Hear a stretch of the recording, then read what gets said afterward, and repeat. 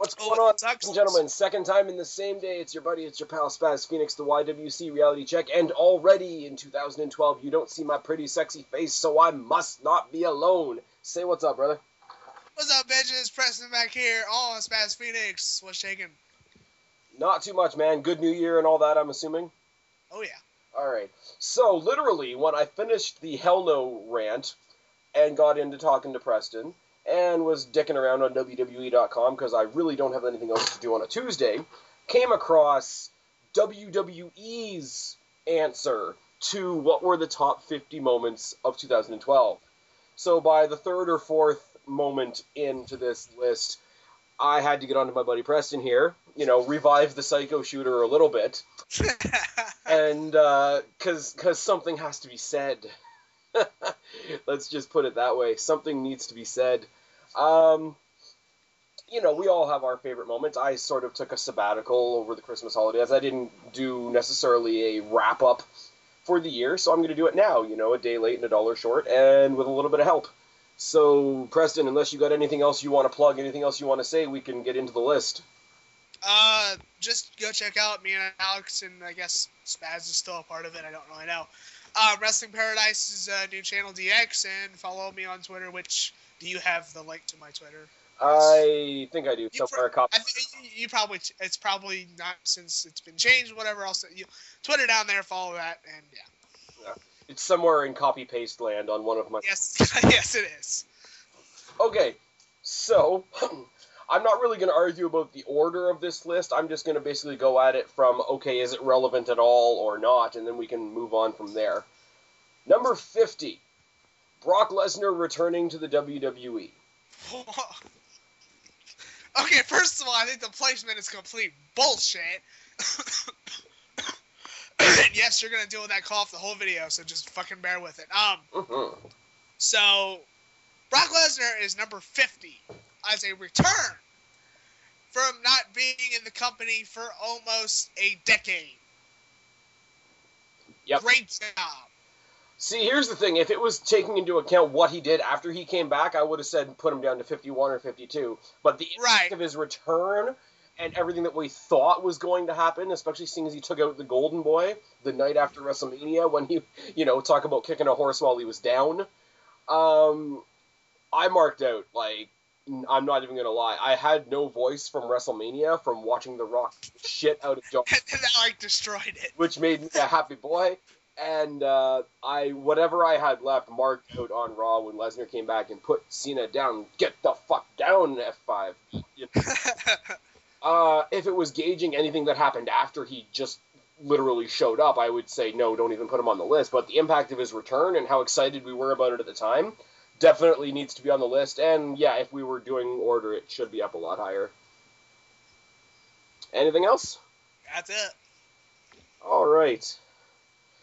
Ric Flair making his surprise return at the Slammies. I'm gonna be honest, I really don't give a fuck. I thought it was cool. Friggin' Ric Flair over in TNA was kind of visiting, I guess. It's yeah, I guess. An NFL player comes back to his high school to coach the high school team for a day or whatever. Ric Flair, came in, did a bit of hanging out in TNA, then he got caught up in all the legal shit. As long as he's not going to have a match, if he's going to have sort of a backstage role, the rumors are that he's going to be involved with Dolph Ziggler somehow. If that's what this is the beginning of, then cool. If he's going to come back and have a run... God forbid. But on the night, I thought they used him in a really shitty way. To bring him in to give John Cena the Superstar of the Year award, so that John Cena and Ric Flair can have this mutual ass-kissing assembly, was absolutely ridiculous. But to see Ric Flair, honestly, because I am a fan, to see Ric Flair walking back across a WWE stage didn't hurt my feelings at all. I mean, I'll be honest, I'm not a Ric Flair fan, and I know that might, holy shit, how are you a wrestling fan? I'm sorry. I just don't get Ric Flair. I never have really, been, boy! Yeah, I'm not, I don't put Ric Flair on my top 50 list of all time, I'll be quite honest with you people. Ric Flair just isn't, he just isn't. I just don't feel anything from Ric Flair. I know it sounds weird, but I'm not saying I don't respect him, and I'm not saying I don't like the guy's work. I mean, I love the Four Horsemen, and I loved his work in Evolution and like stuff like that. But I'm not just like, holy shit, it's Ric Flair marking out. Like, it's nothing like that. So I'll be honest when, and by the way, I think it's funny that WWE fucked up their return, because before they went to commercial, something about Ric Flair's music or hearing him or something basically spoiling it. So I'm like, great job there, dipshits. And I wasn't even watching Raw? I probably wasn't. I don't know. I don't remember. But, I didn't care, so that's just me. I don't know. For us that know about sort of like the behind-the-scenes stuff, because we watch both companies, and because we know about all the legal bullshit between TNA and WWE, I think it held more meaning for us, first of all, because we know who Ric Flair is. Second of all, it was sort of an indicator. It's like, well, I guess the bullshit between the two companies has sort of been laid to waste for a second. So I guess it symbolized a few things as well. So it's like, oh, Ric Flair's back. That's awesome. Oh, wait a minute. Does that mean the lawsuit is over? Does that mean we could see more crossover? Because they have done it in the past little while. They let Ric Flair come back for the Hall of Fame to be inducted along with the Horsemen. They sent Christian over to TNA twice to do the Sting TNA Hall of Fame induction thing. If stuff like this is the introduction of sort of bridging talent between the two companies, that'll be amazing. I agree with that, so... I've seen Christopher Daniels in old WWE YouTube videos, and it's funny because he's kind of dressed like Santino. But anyway, that's another video for another time. Moving on. Oh, Preston, who do we hate? Cena. Who do we hate? Say it again. Cena. One more time. Who do we hate? John fucking Cena. And this year, John Cena was the first superstar to fail at what?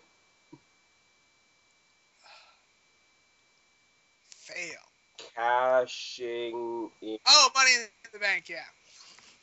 I can't believe as high as WWE is on John Cena, this is on the list. But yes, indeed, John Cena becomes the first superstar to cash in Money in the Bank and lose. I think the way the match ended was bullshit.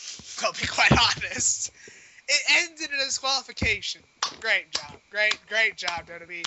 The first match where the Money in the Bank winner loses. Wow, fucking fuck that up. Loses is he loses by disqualification. Yeah. Fucking. But how bullshit was it for them to give him the briefcase in the first place? Yeah, true, very true. And basically, here's what I think about this. I think it made sense on all kinds of levels. Because when we won the briefcase, one of the first things, when we found out that John Cena was going to be in Money in the Bank, one of the first things we all thought was, well, he doesn't need it. He's been the champion 10 times, whatever, right? The last thing we need is a couple of months with John Cena running around with a, hustle, loyalty, and respect briefcase. But instead of him having the briefcase, basically WWE's like, here, hold this and try to help us promote WWE 1000. And then we're going to fuck you. Yes. So, I'm sorry, the vindictive side of me says everything points to yes. John Cena gets another accolade that he doesn't deserve, so he gets it ripped away at possibly the most monumental television show WWE's ever had.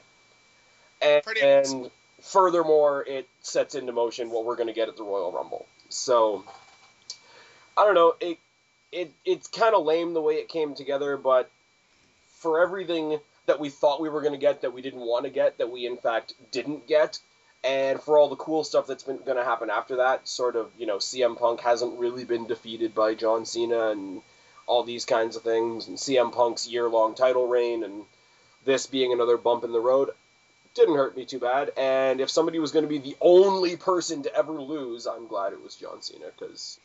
I agree. Alright, moving on. Oh dear. WWE likes social media. This is actually one of the top 50 moments of 2012. Oh, God. Charlie Sheen being the celebrity social media... Oh, okay. So let me get this straight. Charlie Sheen is over Brock Lesnar. Charlie Sheen on Skype is higher on the list than Brock Lesnar. fucking awesome. Wow. Who put this list together? A fucking retard, I think. Yeah. Oh, dear. I picture, like, some deep, dark basement where all these people are writing all these lists, and Vince is, like, dangling the key in front of them. It's like, if you give me the right answer, I give you the key. The key is precious. Anyway, I don't even have anything to say about it other than it's fucking stupid, so yeah. I think it was stupid that it happened. I don't think Charlie Sheen has anything to do with wrestling. I think it's the only time WWE's actually used Skype. Yes. Considering they were trying to push tout around this time. But yeah, it was dumb. I can't believe it happened, and I definitely can't believe it's on the list. Moving on. Yeah. Oh, here's something that became nothing really quick. Booker T banning the Brogue Kick. Oh. I don't know why that one hurt so bad, but who gives a shit? Considering the ban was lifted right before the match. So ultimately, the 2-week story of the Brogue Kick being meant nothing. What? I mean, don't get me wrong, I like Booker T as the SmackDown manager, but this was dumb. Yeah. Dumb to be on the list, dumb idea, dumb everything. I'm not a big fan of Sheamus either, but if they had kept the ban, like, and not let him use the Brogue Kick... Take a page out of Shawn Michaels versus Randy Orton from Survivor Series of 7, Yeah. If you're gonna go balls to the wall, you might as well go all the fucking way with it, because that's what made that match and that storyline so awesome, because he couldn't use the super kick. That's how you, I don't know, improve a face, or what have... I still wouldn't like Sheamus, but if they did something where they took away his main weapon and he was still managed to be victorious somehow, it would have been a slight step in the right direction because it would have shown some struggle. And it proves it, and in my opinion, it adds more to the match. And and the way it happened just proves, in all honesty, that all the general managers are in all the babyfaces' back pockets, which is ridiculous. Much. Yep. The faces are more heels than the heels. Moving on. Not huge because it doesn't actually affect the show, but I'll give this one the credit that it's due. The whole Be a Star campaign celebrates its first anniversary of existing.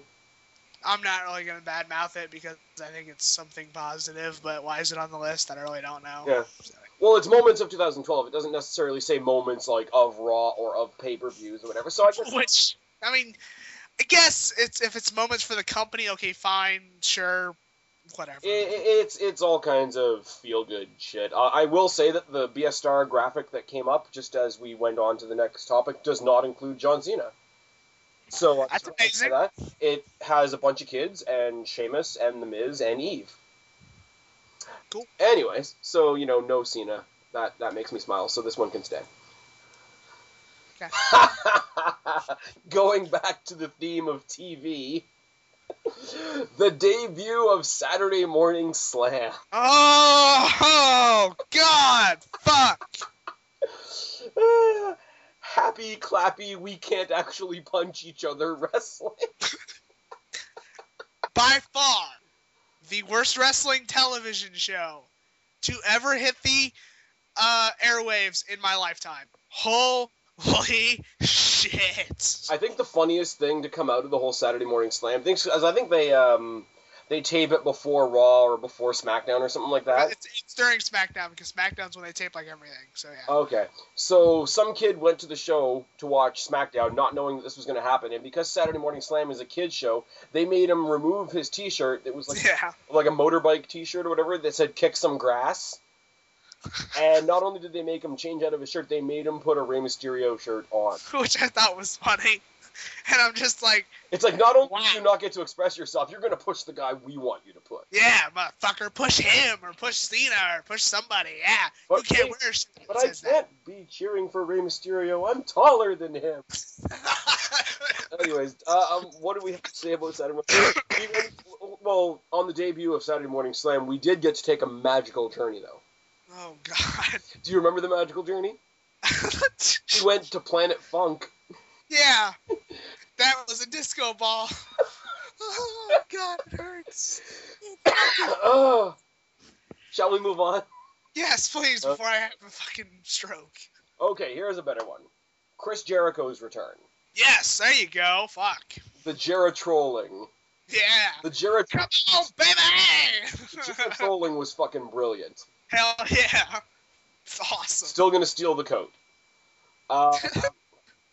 What can you say about Jericho? Jericho was the only one that could show up and literally say nothing and say more than most of the current promo guys in the WWE. Sad. Very sad. Yeah. Come on, baby, come on! Anyways, definitely deserves to be on the list, in my opinion, a lot higher. Oh, yeah, I agree. Because, I mean, like, Jericho, probably the least selfish short run in wrestling. Put for everybody. Seriously, everybody. Like, Punk is more gold, Kofi is gold, and Ziggler is definitely gold, thanks to Jericho. Awesome. Moving on. Here's one that might actually be a little bit interesting, because I'm pretty sure you're going to crap on it, but I think it has its place, kind of. WWE debuts the idea of the pay-per-view pre-show on YouTube. I'm not against the pre-show because, like, I like WrestleMania's pre-show. I thought was fucking awesome. That's the only one that I would really like praise because the only one I really remember that I really liked. But, like, for example, like the pre-show for Over the Limit added to the pay-per-view. So, like, I like the pre-show idea. I don't watch them all, but yeah, they're not exactly great. They're one match and a bunch of hype. So it's a big commercial for the pay-per-view with one match stuck in there. But like you say, sometimes they contribute to the show. Sometimes it's, you know, like a minor card feud that's not necessarily on the pay-per-view. Right, or we get a title match or something. Still can be kind of part of the show. And I think Antonio beating Santino was on one of the pre-shows, was it not? Yeah. I believe so, yeah. And that was a big thing just because basically we wanted to get rid of Santino. So if you want to send everybody into the pay-per-view on a high note, well, Santino just got his ass kicked, and let's watch the show. So, yeah, I mean, I like the pre-show idea. Like I said, I don't watch them all. But, I like them more than who's the announcer guy that used to do the pre-show intros on, like, Pay-Per-View Network? I don't know. Stryker? No, okay. Not Stryker. Is it Scott Stanford? Oh, Scott Stanford? Yeah, that guy. He usually does like the pay-per-view pre-shows, like on the actual. That little let's throw to this clip, let's throw to this. Yeah, let's go to this Raw clip and let's go to this primo.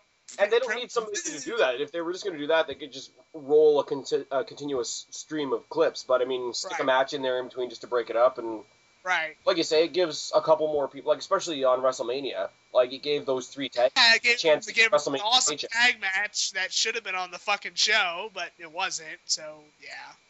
Okay. Next one. Are you ready for this? Sure.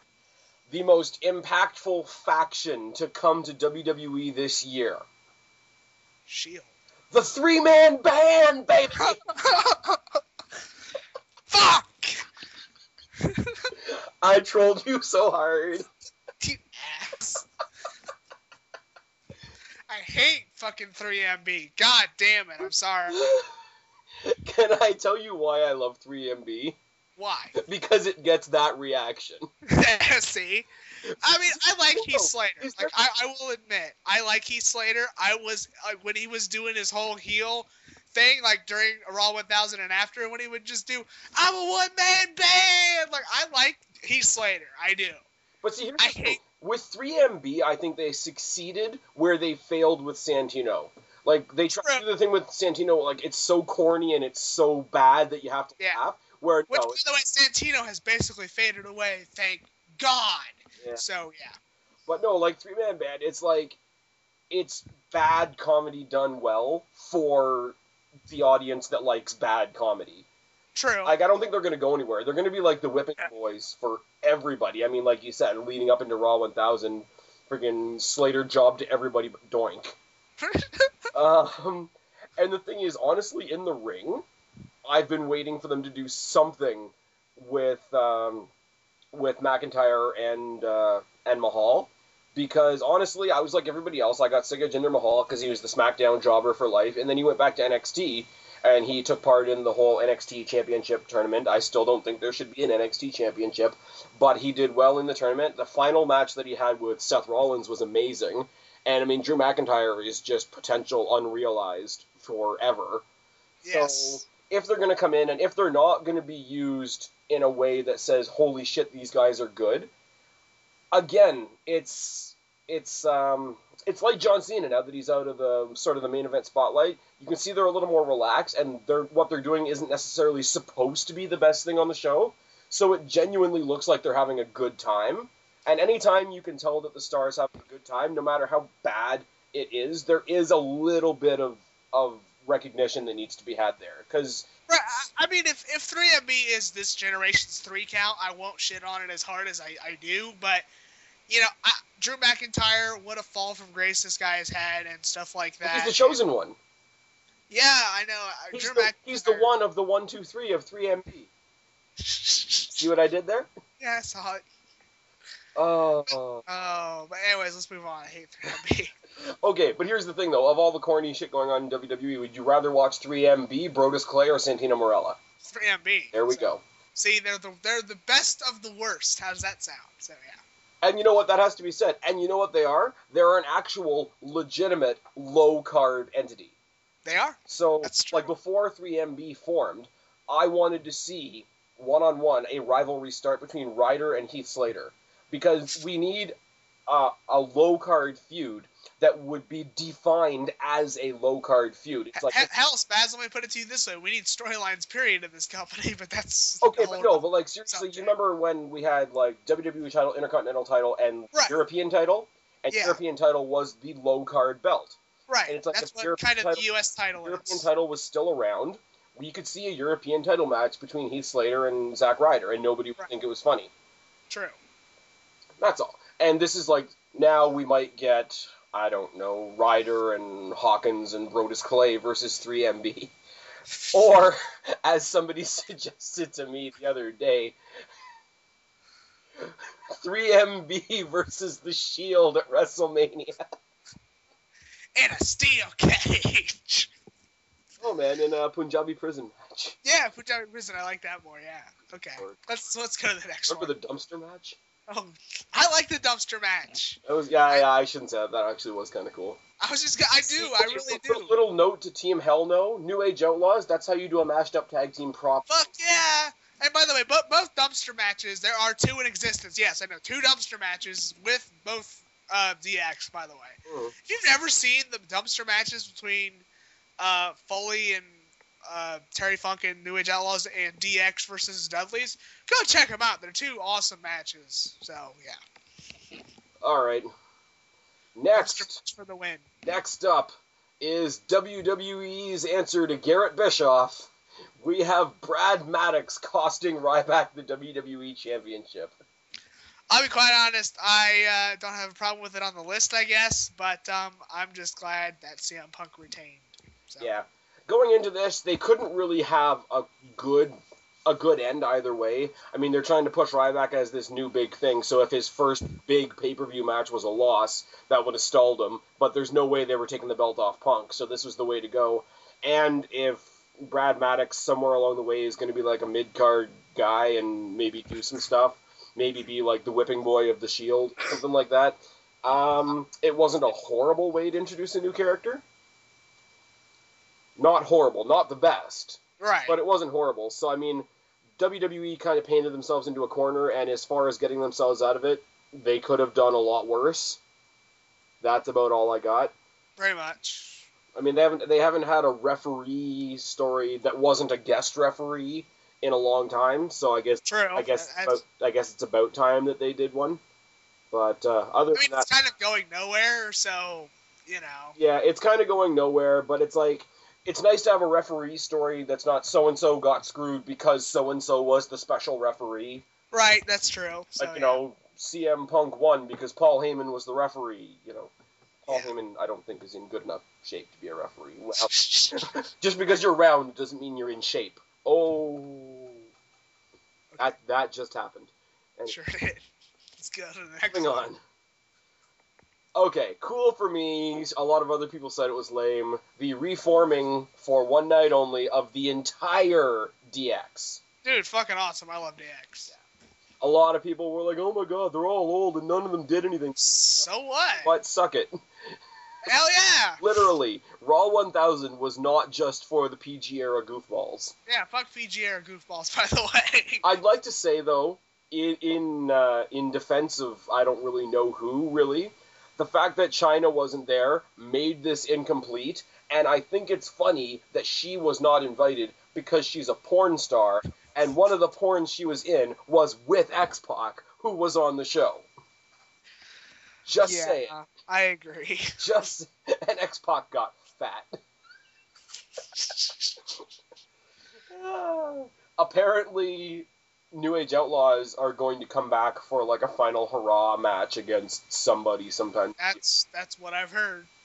I hope it happens because that could be good. Like they're not going to come back full time, really. No. Honestly, no, they didn't do anything. But to see them all come back together again and see them all do all the catchphrases and the crotch chopping and the art. Why is it a bad thing? Isn't wrestling supposed to be this word that's like called fun? Like wrestling's supposed to be fun. Yeah. That's what DX is. So. I think it's funny when people take special episodes of Raw, like Raw 1000, like Christmas, like New Year's, like the Slammies, and they try to look at it like a regular episode, and it's just like, okay, you're an idiot then. I'm sorry, and I'm not saying that to be rude, but like, you can't... I'm glad I didn't watch Christmas Raw, thank fucking God. So yeah. If you watch it with a lighthearted attitude, you... If I watch it drunk. I think Del Rio was drunk. He hit Santa. He probably was. Okay, everybody, all the kids, all together. Santa got run over by Del Rio. Anyways, moving on. Oh, wow. Oh, from the category of I could not be paid to give a fuck. Big Show versus Sheamus fighting in the parking lot. Who gives a fuck? I don't know why this is... What? At all. Why is this on the list? And this is over... Again... Retarded list. This is over DX and this is over Brock Lesnar. Just saying, what the fuck? Yeah, hashtag just saying. Moving on. Fuck that. Oh, another controversial one that got me in a lot of trouble at the beginning of the year. Edge gets inducted into the WWE Hall of Fame. I have no problem with that. I have no problem with it either. He deserves it. I'm a huge Edge head. I love Edge, so... I loved Edge, too, and a lot of other people out there that claim to love Edge say, oh, well, he should have waited 5 years. And it's like... Why? Why is he going to, like, lumber around doing what the fuck ever for 5 years and then It's called moving on with his life, which he basically has. Exactly. Why the fuck does it matter? I don't understand the whole, oh my god, he has to wait certain amount of time. Why? That's so dumb. And here's what I'm going to say, too. I have all the respect in the world for Randy Macho Man Savage, but all the butthurts out there, they're like, well, if Savage didn't get in, nobody should get in. Go fuck yourself. I agree with that, too, because I'm a huge Macho Man fan, but it's because of the family he's not getting inducted. Exactly, and why should Edge be punished for that? Punished for Randy Savage's family stopping something from happening. It'd be like, okay, well, we can't induct Edge because we're not allowed to induct any other Canadians until Owen Hart goes in. It's like, that's not in our control. And Owen Hart's not probably going to go in because of his bitch wife, so yeah. I'm just saying. And I will say that, too. Fuck his wife. She's a fucking bitch. So, yeah. I don't know the full story there. It's just one. I do. I've read up on it. She's a bitch. One person's induction shouldn't affect another. There's a lot of people that should be in the Hall of Fame that are. Well, yeah, exactly, but they're not, and it sucks. I mean, whether or not he continues to wrestle, Undertaker should already be in the Hall of Fame. Yeah. That's my opinion. So should Jake Roberts, and so should Undertaker's the only one I could take, like, being already in the Hall of Fame and still actively wrestling. Yeah, I agree. I mean, technically Ric Flair did that, but that was for one night, whatever. Ric Flair's... Oh, here we go. Yeah, we're not going to get into that can of worms because it's too... Yeah. Is it painful? Yeah, a little bit. Oh, come on, the street fight that he had with Foley in TNA? Oh, yeah, classic. 5-star classic, right? Sure was. 10 stars. Okay. Let's move on. McMahon announces AJ Lee as the general manager of... would be on my worst of the year. Oh, dear. It was, for me, it was one of those, okay, we're going to keep seeing a lot of AJ, which I don't mind. There was going to be, like, weird-ass twists and turns. And honestly, like, there's a lot of other things in wrestling that do this. But for me, it's like, I know this is bad, but it's going to mean that the show is kind of entertaining, and YouTube's going to be way entertaining afterwards. So I laughed at it from that perspective. It's kind of like, and, you know, I'm not going to take a dig at Alex because he's not here, but, like, when we saw WrestleMania, and Bryan lost in 18 seconds, and it's like, oh, YouTube's going to be fun tomorrow. Like, that's all I could think of. Right. When this whole thing went down, the whole wedding, and then this announcement, and then Punk coming out, and then The Rock coming out, all in sort of like one combined segment. The segment was amazing. Starting with with Slick being the... Yeah, I did like that. The wedding starts, and they're out there doing the wedding thing, and she's out there in a wedding dress and tennis shoes and whatever. And then she says no, and then Vince comes out, and we think that she's gone to Vince, and it's like, no, it's a business thing, and then she's general manager, and then she skips off with Vince, and then Punk comes in with a smile on his face to put down Daniel Bryan, and then Rock comes out, and the two of them put down Daniel Bryan, and then they have, you know, pleasantries and see you at the Royal Rumble, etc. Like that, all of that happened in one segment. The only thing I didn't like was AJ becoming GM. So, yeah. The segment was awesome. I mean... Oh, yeah, I agree. The segment was awesome. Her being the general manager... I mean, granted, if she wasn't the general manager, then we might not have to deal with Team Hell No now, so it might have been bad. Anything else to say about AJ being our illustrious general manager? Nope. Oh, dear. Do you have an iPhone? No, I don't. So you don't have the WWE app? Nope. So we shouldn't talk about the WWE app? No, because who gives a shit? Hang on. Okay. Again, who do we hate? Cena. John Laurinaitis defeating John Cena. Oh, what number is this? What? What number is this? I don't even know, because it's not saying the numbers, it's just giving the titles of the moment. Oh, wherever the fuck this placement is, fuck that. Yeah. For what it was, it sucked, and it wasn't really worth talking about it at all, but for the sake of saying John Cena lost, it could be number 50. True. It did start... Okay, I don't personally care about the Big Show, but it did sort of start the role of Big Show's heel turn, and... Yeah, like, that was so awesome. It had storytelling purposes beyond John Cena, was all I was really saying there, and then it... True. It started the ball rolling to us getting rid of Laurinaitis, so it did the job, I guess, and John Cena losing to an old man in Raw and SmackDown pants. That say people power on them. People power! I'm supposed to say. Smokes a whole pack a day. John Laryngitis? Yes. He lost to John Laryngitis. Wow. He lost to a lung tumor. Anyways, moving on. Not really much to say about this one. Booker T is named the general manager of SmackDown. Why is this on the list? I don't know. I like Booker T. I'm not saying I don't like Booker T, but 50 moments of the year, Booker T becomes GM. That's a huge moment. Not really. Well, think about how long... Okay, Raw general manager changes every month, it seems like. Teddy Long was in charge of SmackDown for a long time. Teddy Long was in charge of SmackDown shit ever since Paul Heyman. When the hell did Paul Heyman leave? 04, 05? Yeah. He was in charge, 04, 05, up until this year's WrestleMania when Laurinaitis took over, and then when Laurinaitis... Shit, that's... I mean, okay, maybe I'm downplaying it more than I should. I'm just saying, like, the actual announcement of it, I don't think is a big deal. I'm not saying I don't like Booker T as GM, because I do. Mm. Like, the announcement, like, okay, he's just GM. I mean, it doesn't really hold as much water as it should. I think one of the points of impact is it's one of the very few times Vince McMahon has actually shown up on SmackDown. True. Which is one of the major, like, everybody that makes these videos about how SmackDown's the B show, da-da-da-da-da. Like, nothing important happens there, and Vince McMahon is never on SmackDown. So I guess for SmackDown in general, hey, Vince McMahon's going to be on the show tonight. I wonder what's going to happen. There might have been a little bit of a draw that way.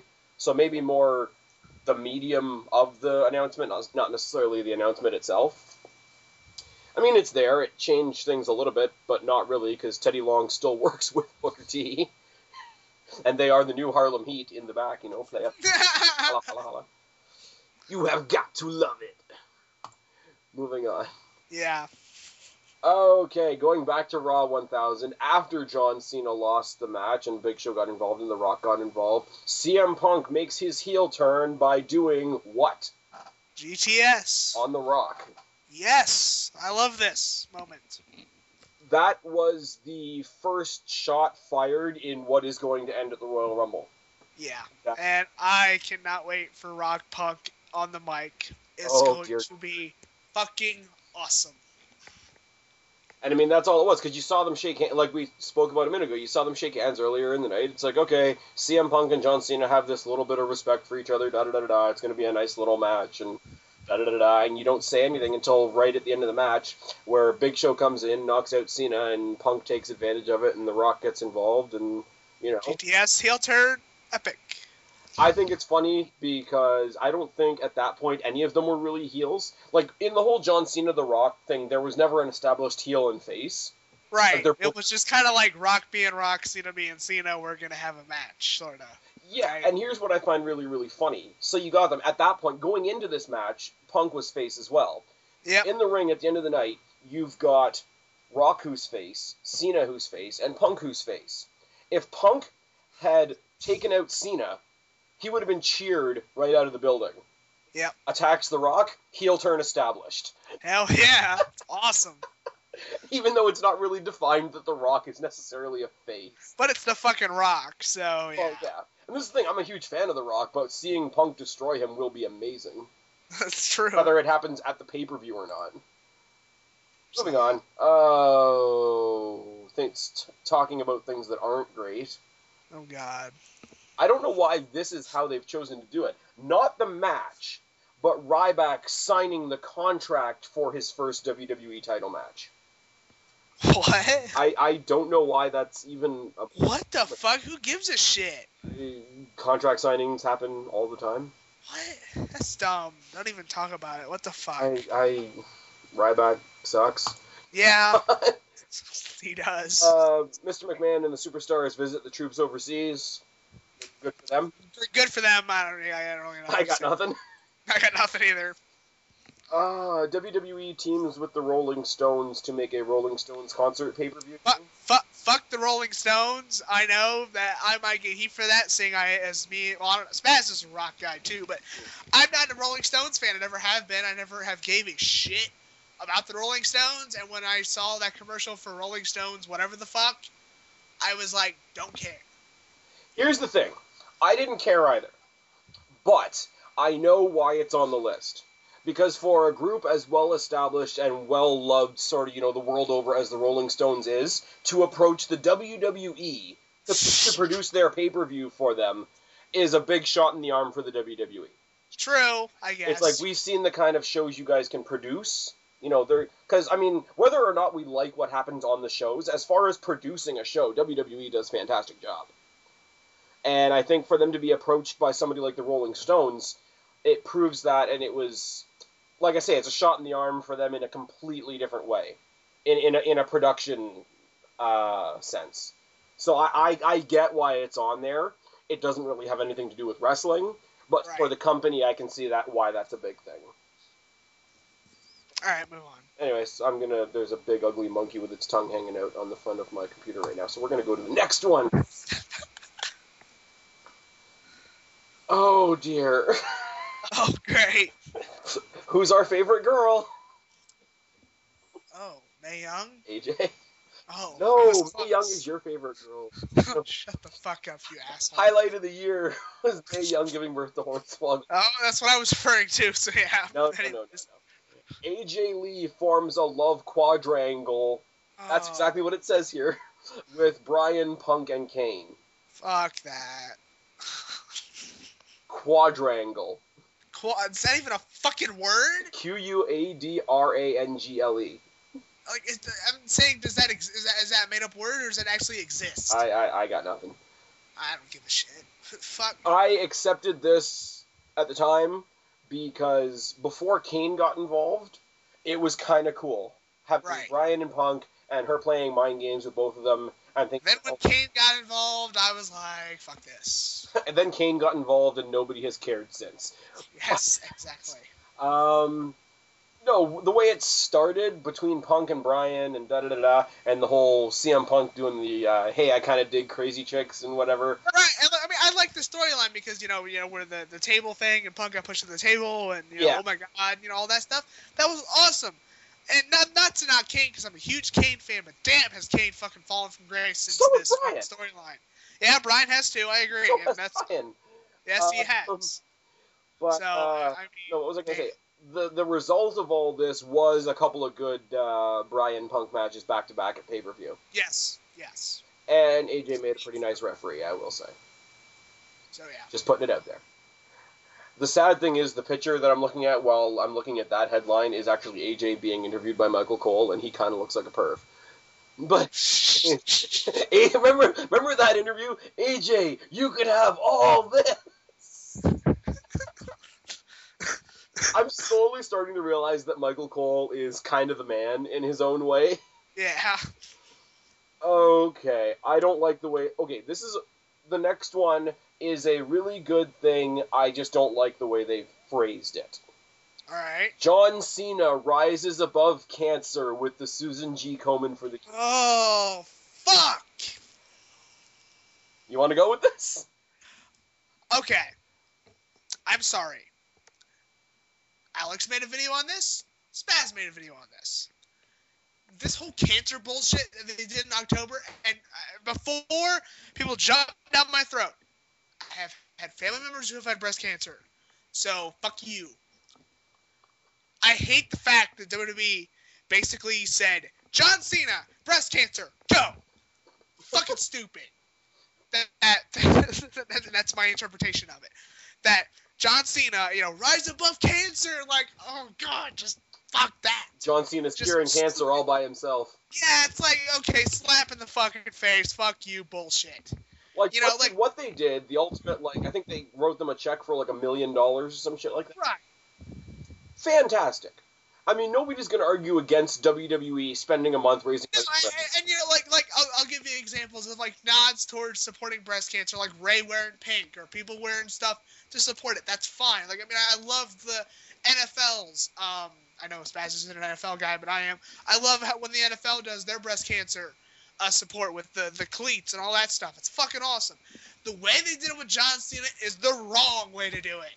They basically made a fucking marketing campaign and a fucking merchandise selling shit out of this, and it's bullshit. I'm sorry. I understand it was a good cause. The way it was done. Because what I don't like is, you talk about people wearing pink to, give it a nod, give it support in their own way, whatever. I don't like the fact that entire month, the only person that was allowed to wear pink was Cena. And Ziggler couldn't wear his pink shirts. Ray couldn't wear anything pink. Sandow had to change the pink tights. Even that was when Tyson Kidd started wearing tights that didn't have any pink in them. I mean, it's like, come on, I think he needed to break out of the whole legacy of the Hart Dynasty type things and go his own way, so that made sense. But it's like, okay, John Cena's fighting breast cancer all by himself, so nobody else can wear pink. Yeah, it's like, all right, come on. Again, the only nod that I can think of where somebody else did was Ray at Night of Champions. Other than that, nobody else did. So it's like, come on, it's bullshit. Yeah. Ultimately, did they do a good thing? Yes. Yes. I think using it to boost John Cena's character. Bullshit. Because it's like, okay, John Cena gets booed no matter what he does, so let's make it look like if you boo John Cena, you like cancer. It's like, come on, fuck that. It smacks of desperation, it does. So yeah, there we go. Moving on. Move on. WWE makes a point of doing more Super SmackDown Live shows. What? Well, they did. They did the Great American Bash. Why is this on the list? That's why I'm saying. That's what I'm wanting at. Who cares, really? SmackDown sucks. Okay, well, SmackDown Live, I will say, for my own sake, you may or may not agree, having live SmackDowns does eliminate the whole spoiler thing. Yes, I will be with you on that one, but most of the live SmackDowns they've had this year have sucked, so that's yeah. I don't know, and friggin' if it's on Tuesday, that means I don't have to, waste my Friday. And true. I mean, my points are few on this. Yeah, very few. Moving on. Yeah, move on. John Laurinaitis was fired as the Raw general manager, and John Cena gets all the credit. After, like, CM Punk was out there playing, like, the rebel character really... For months. The one that got rid of John Laurinaitis was John Cena. And John Cena doing it at the behest of Vince McMahon. Yeah, that makes a whole lot of sense, don't it? Okay, so here's the setting. John Cena is in Vince McMahon's back pocket. Big Show is in Laurinaitis' back pocket. A big steel cage match that nobody gives a fuck about was the main event. And then John Cena got to be the victor and put Laurinaitis through a table, and nobody cares, and not a single fuck was given that day. Anything else? Nope, we're good.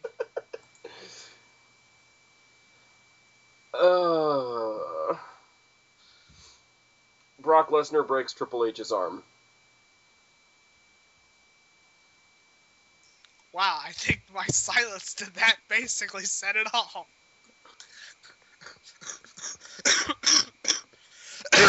I've decided that I don't care anymore about... I was just going to say, I'm a Triple H fan.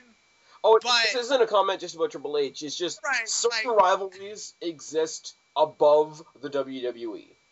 You know what I mean? Like Rock Cena existed above the WWE. Punk Rock is going to exist somewhat above the WWE. Lesnar and Triple H exists above the WWE. And ultimately, what I mean by that is whatever happens, it doesn't affect anything. Like, I'm sorry, friggin' end of the era Hell in a Cell match was great, but it didn't affect anything else. Right. Like, it had no interaction with the rest of the roster. Like, Brock Lesnar has been brought back to fight one or two guys. Triple H will come back specifically to fight one person. Same thing with The Rock. So, yeah, it's like, okay, we don't see Triple H ever throughout the year, and it just so happens that now we're not seeing him because his arm is broken. When he goes to a UFC fight a couple days later and holds up the belt for everybody to see. I mean, I'll be honest, I like the storyline, but, like, my silence to that basically said it all. I was just lifeless to it, so... When they brought Lesnar back and immediately destroyed him with Cena, it was like, okay, I don't care. My give a shit's on the fritz. Yeah. It was okay, their match, but the whole arm-breaking thing, it's like, his arm's not broken, go fuck yourself. Now they have the same haircut. Okay, interesting one. Sheamus winning the 2012 Royal Rumble. At the time, Sheamus was a big deal. At the time, I liked it. At the time, no, well, that's the thing, is at the time, they were using him quite well. Yeah, and then, my God, did we ever go downhill? Talk about WrestleMania, nobody's ever become that unpopular by winning. In 18 fucking seconds, baby, woo! But I will say, after going through the entire Royal Rumble match itself, the last 10 minutes or so that he had with Jericho was pretty damn impressive. So I'll give it to him on this one. I hate Sheamus still. Oh, so do I. But back then, it was like... Flaming Mayo. Flaming Mayo! Hashtag Flaming Mayo. Hell yeah. Okay. CM Punk versus Vince McMahon on Raw. What? I forgot this happened. Thank God. Hashtag Austin's gone. Who gives a fuck? It was okay for what it was. CM Punk can pull at least an amusing match out of just about anybody. I really don't... It was the most blatant example that they were trying to recreate Austin McMahon. Yeah, pretty much. It's WWE's way of saying, yes, we're trying to recreate Austin McMahon, and we're not going to hide it anymore. There you go. So from there, it was cool, I guess. I mean, McMahon in the ring, no, he's not a wrestler, but McMahon in the ring, something cool always happens. I think back to McMahon, Shawn Michaels at WrestleMania. Stuff like that, yeah. Whatever, WWE superstars visit Abu Dhabi and Egypt. Miz is riding a camel. I got nothing. I got nothing of that either. We're international. Look at us go. Yeah, woohoo. Heath Slater loses to Lita and the WWE Legends. What the fuck? This list sucks ass. Like, oh my But god. that was Like, fun. it was fun, but It was kind of fun, and it was cool to see Lita back. yeah, okay, I'm not saying I don't like it, but Okay, put it this way: it was the only long-standing story leading into true. into Raw 1000. I mean, yes, I got DDP Return, which I marked out like all over my Animal looks horrible now, though.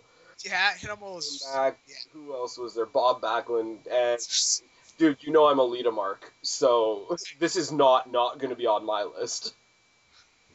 But, I'm just. and the fact that not only was it the Battle of the Gingers, but Heath Slater lost to a girl. And he got his ass kicked to boot, so. And then he went home and made a band. Yeah. Just saying. Shitty fucking year. Yeah. Hey, well, that's what they have in common. Lita and Heath Slater are both in bands.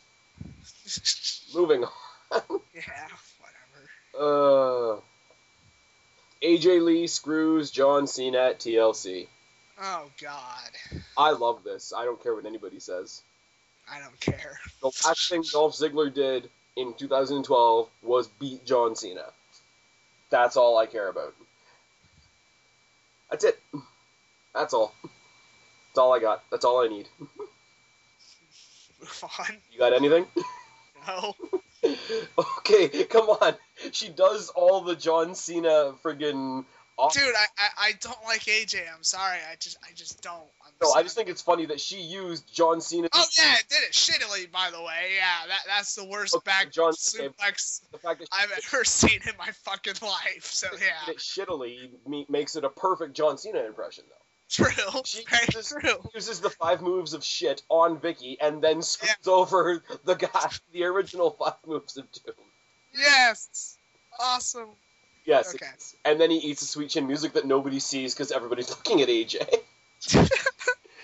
Actually, that is true because I missed the super kick on the actual, like, as it happened. Oh, the way they filmed it, you didn't see it. The way they filmed it, all you saw because they pulled the camera back too far, right? And the kick sort of happened behind a turnbuckle, so you had to catch it on the replay. But all you saw was the ladder and AJ. But yeah, as he was falling off the ladder, Ziggler caught him super kick in midair. Right. So yeah. Oh, now I'm in pain. Oh God.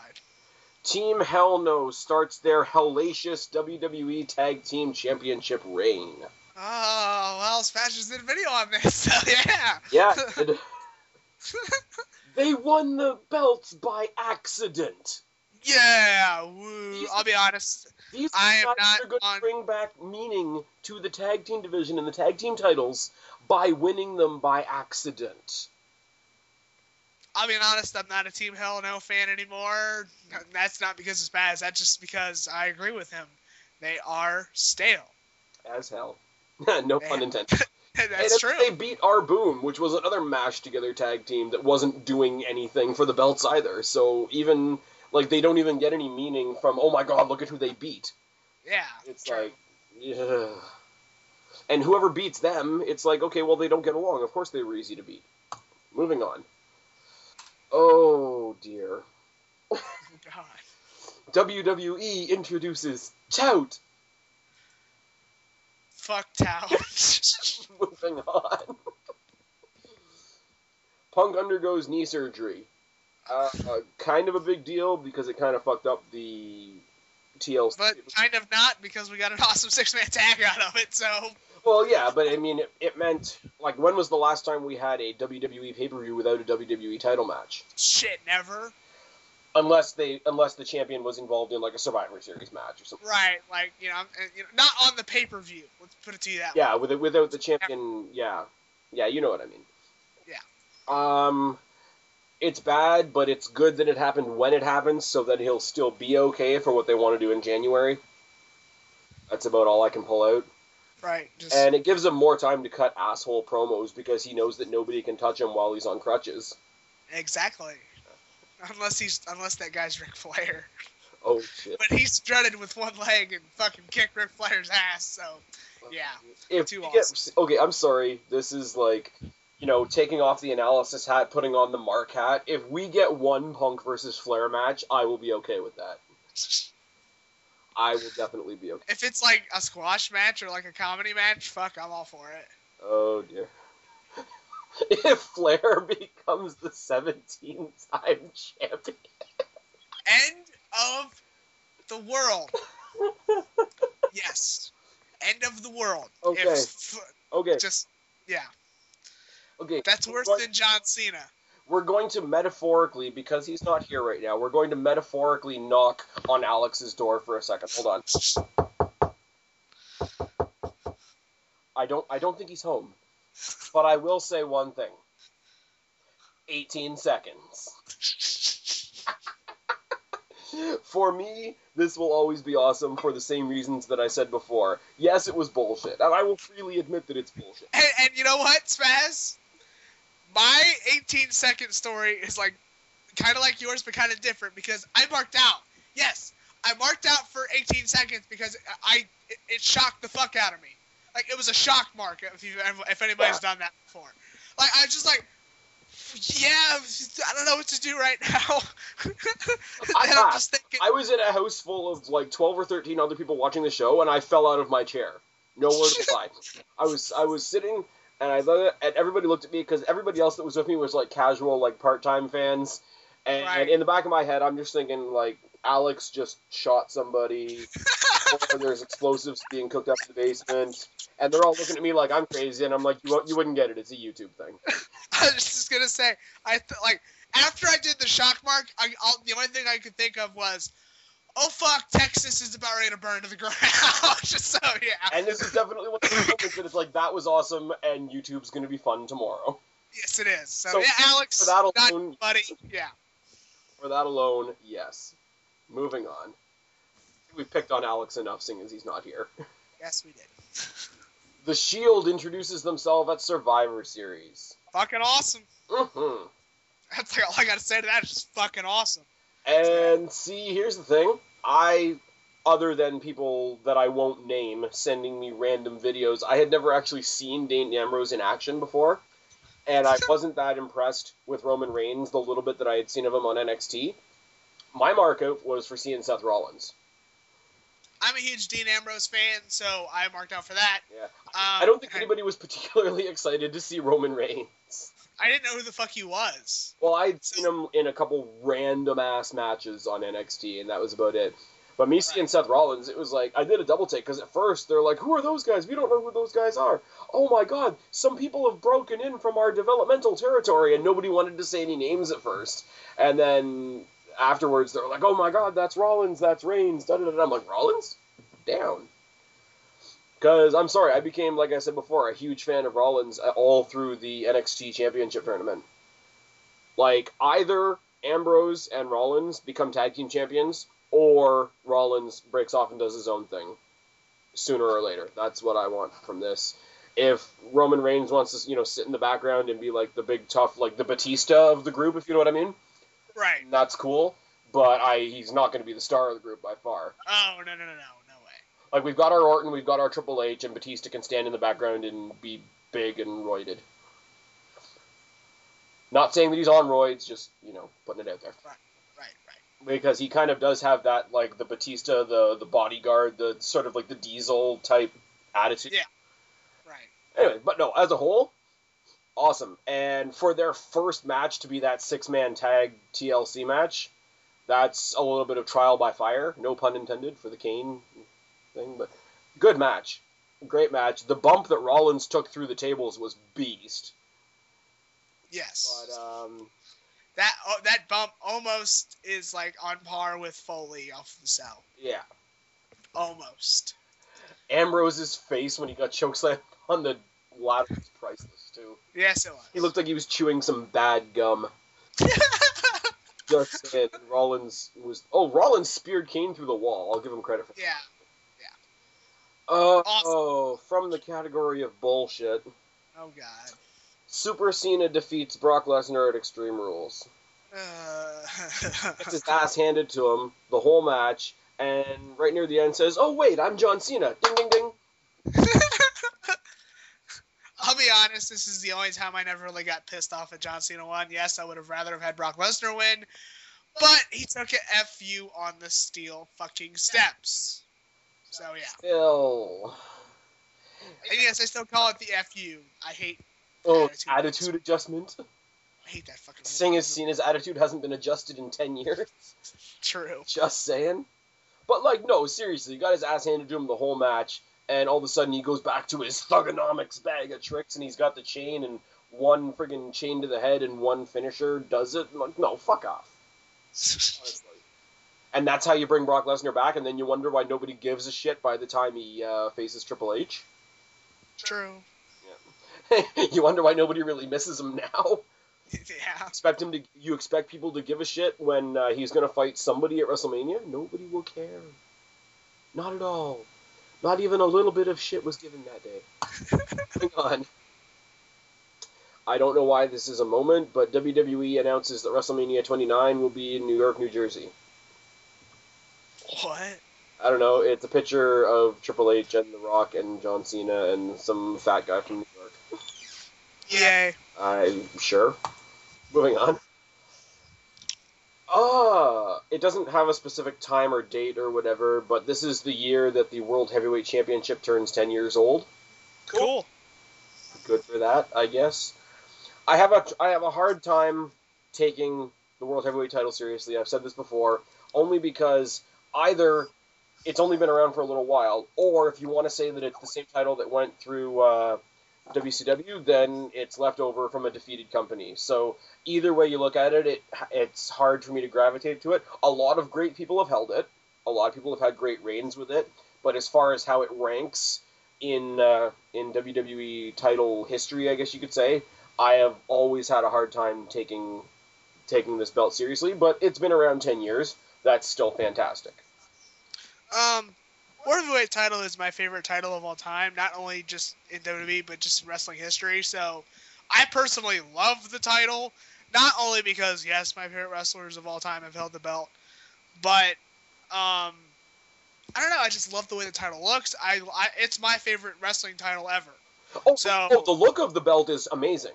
Right. Like, of all the titles in WWE, it's the one that looks most like a title belt. Yes, but I mean, just in terms of the championship name or label. I mean, I'm not on board with people that say get rid of the title. I disagree with that. I think the title has a meaning and a place, and I'm not on board for flat out getting rid of it just because I don't like it. I'm of the opinion that there should only be one world title. And again, I see that argument and I disagree with it for the only reason because I think I like the idea of two world champions better in WWE just because the company is so huge. I think two world titles is not only necessary, but I like it more. I think one world title... If WWE had taken the brand extension and stuck to it, I would say yes. Right. But it's like flippy, floppy, everybody can fight for any belt, da-da-da-da-da. It's so muddy right now that it just looks like you've got one group of people with two people that can call themselves the best. And I'm sorry, you've got Big Show on one side and CM Punk on the other. Very lopsided in there. So. Very, very just saying. I mean, like I said, I love the world title. I see what people say when they're saying they always should be one belt. I've never really had that problem where, it only needs to be one world title.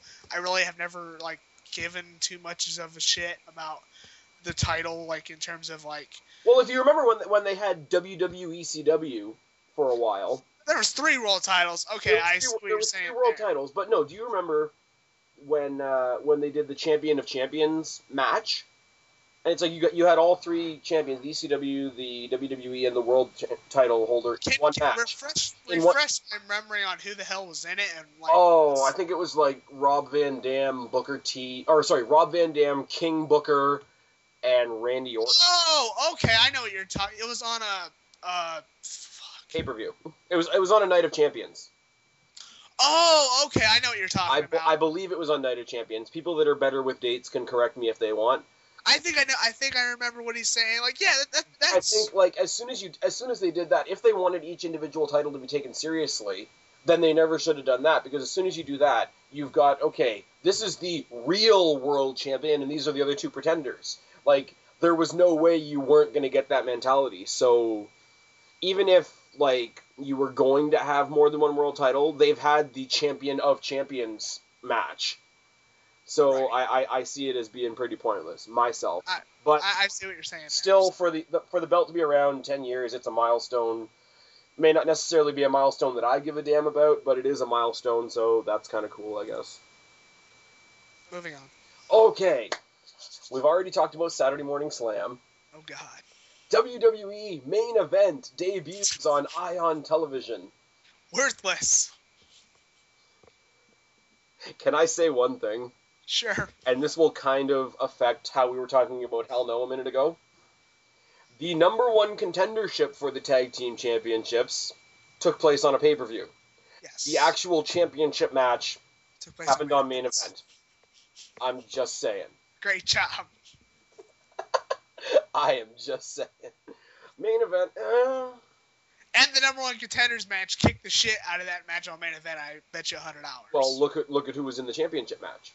Exactly. Just saying. But, you know what, honestly, it's not horrible. Like, I don't watch it on TV, obviously, because I don't get Ion TV up here in Canada anyway. But if I'm killing time, what I'll do is I'll look for the episode on either YouTube or Bolly Rules, and I will just fast forward to whatever the match is, and if the match is half good, then it is, and if not, then I'll turn it off. So if it's the same as when I look up NXT, when I look up Superstars, when I look up anything like that. It's nice filler. And it's nice to have something that's a little outside the specific storylines that are happening on Raw or SmackDown. Right. You know, you got this person and that person who wouldn't really fight on a regular basis, and, you know, let's see how they work together. Same attitude as I used to do when I watched Superstars more.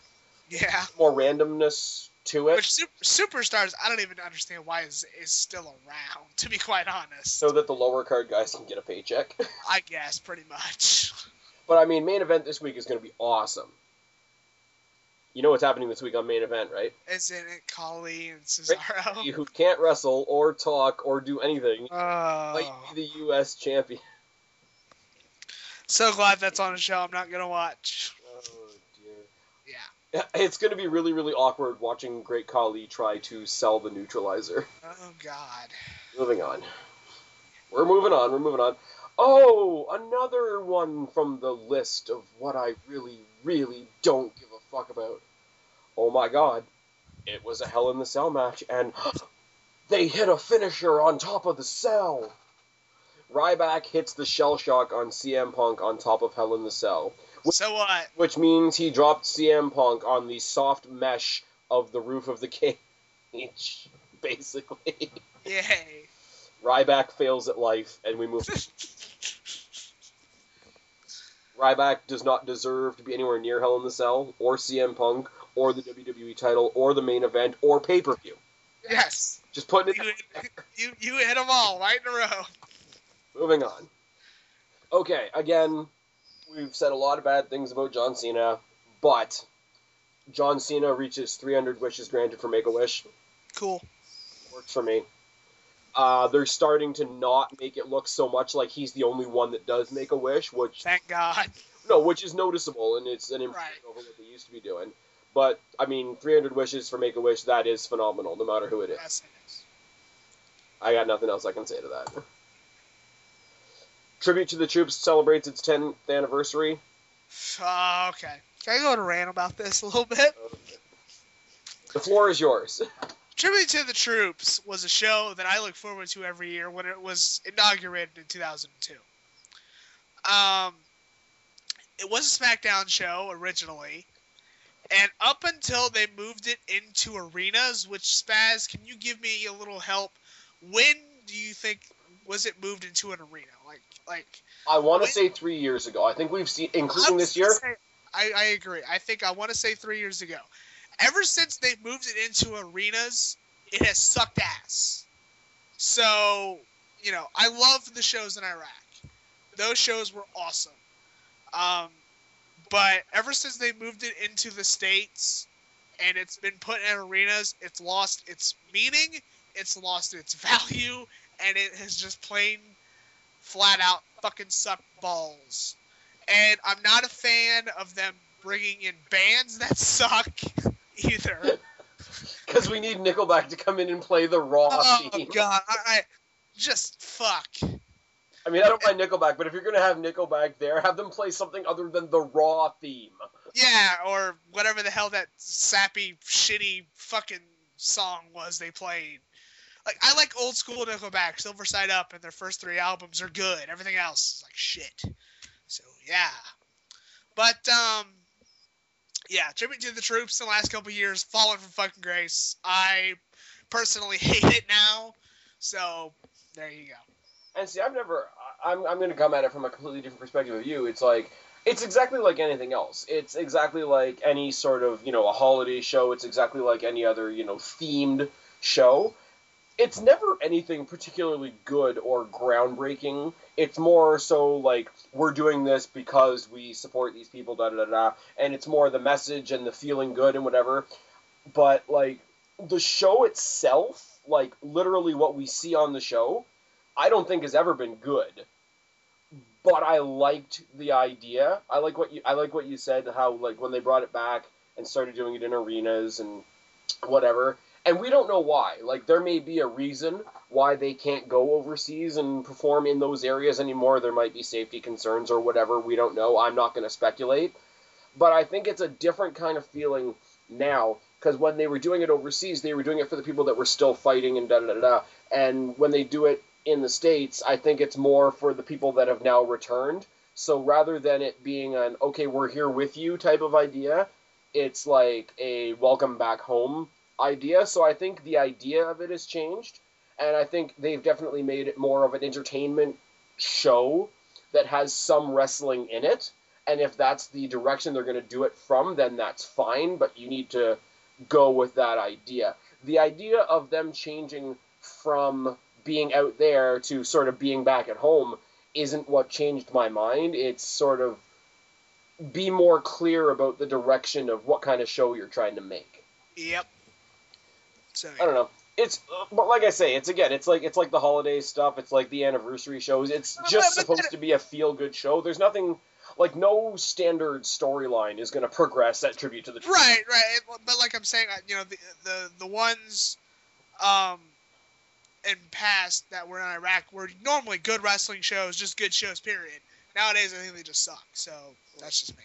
So yeah. And then they and obviously it's going to be a patriotic show, but I mean, like, how typical was it this year? Okay, we've got Antonio Cesaro, who's the anti-American, and who's he going to face?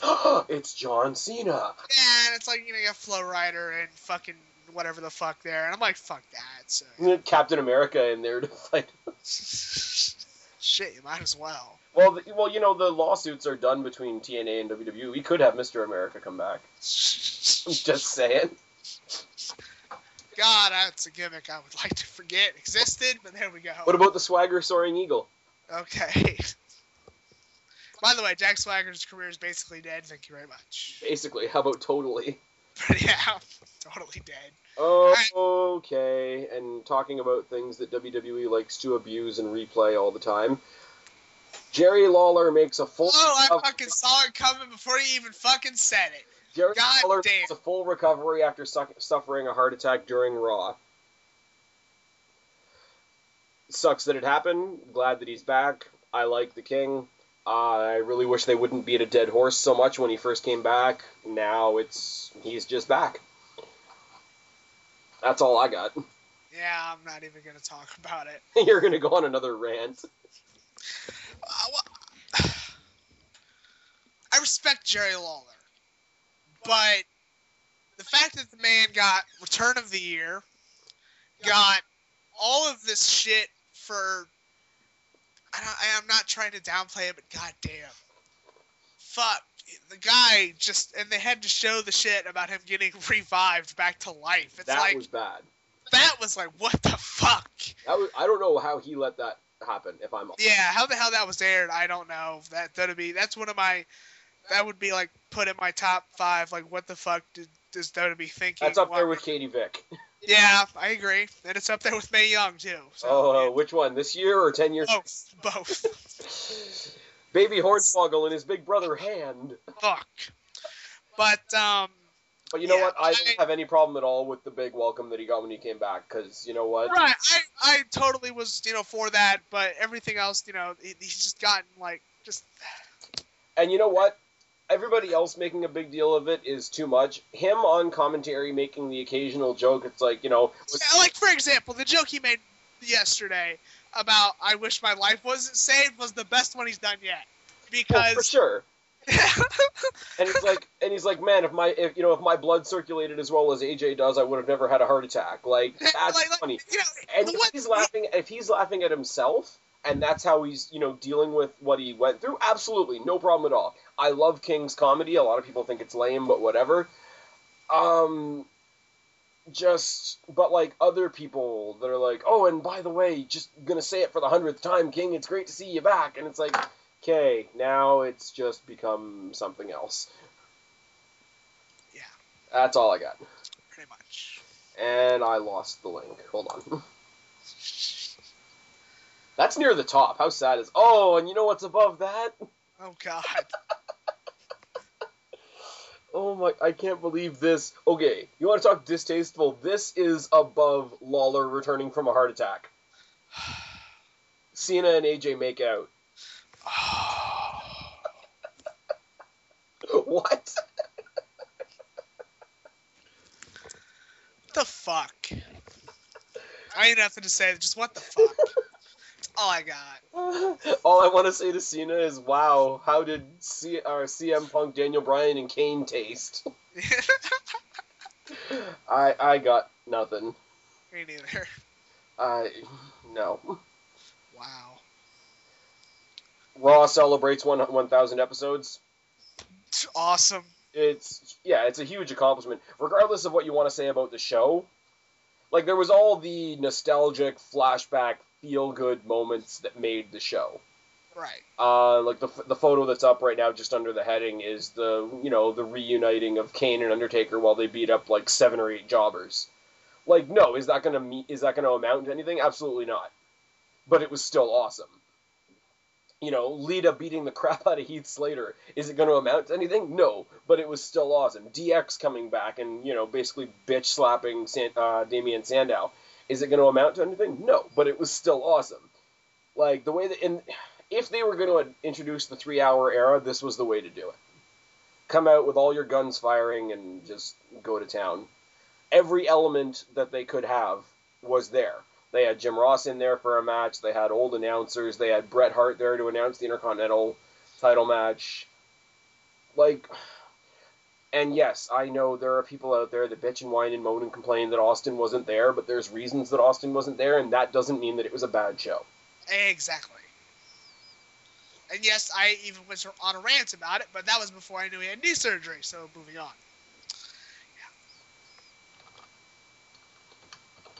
Yup. I don't know, it's like, and what would he have done if he was there? Hobbled out on crutches and, like, flipped the crowd off and left?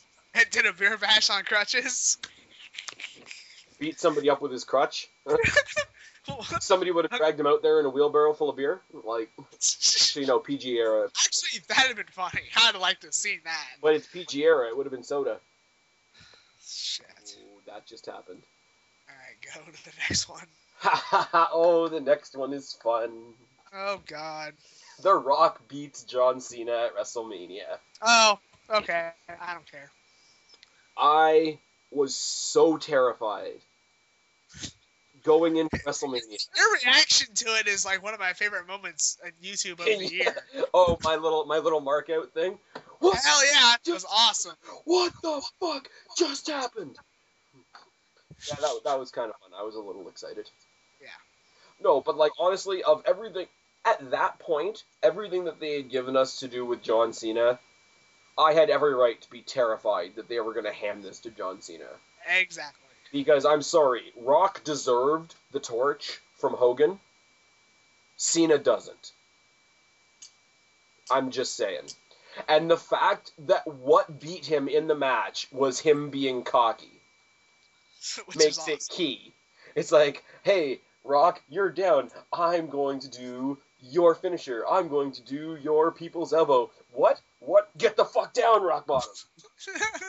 Just saying. Oh, no voice. And then he got his ass handed to him the next night by Brock. You got rocked and brocked. Yeah, that just happened.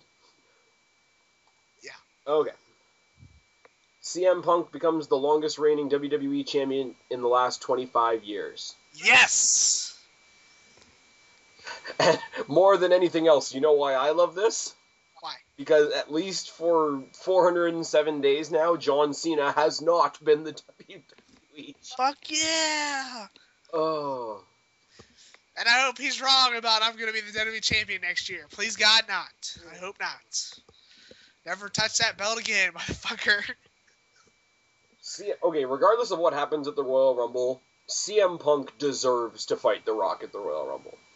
Yes, he does. That's all I'm putting out there. If you want to do a, bridging the gap, era versus era type thing, CM Punk deserves to be that representative a hell of a lot more than Cena does. And I hope there's some kind of fuck up that makes them have a rematch at WrestleMania. True. Or whoever, I'll put it to you this way. Either Rock and Punk needs to main event WrestleMania, or CM Punk needs to keep the belt, and whoever he defends against needs to be the main event at WrestleMania. Yes. Not going to get what I want, but,